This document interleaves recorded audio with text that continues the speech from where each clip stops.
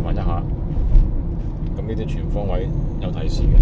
咁我哋 CMS 功能咧就有分左同右嘅，方便大家駕駛嗰陣時啊，可以手動同埋打燈啦。咁啊，打燈佢自動切換噶啦。咁我依家左邊咁計，喺後方上嚟嘅車輛或者你前面超越嘅車輛，咁我新增咗呢個指標線喺度。咁呢邊有個 CMS 功能，佢就會根據你現場個情況去判定俾你哋個影像同埋個實景。咁呢個 CMS 功能一邊係變度最大嘅，係啦。咁喺右邊咁計，你打右燈又得，撳手撳都得嘅。呢個 AI 啦，呢邊咁我哋喺個 AI 功能嚟講咧。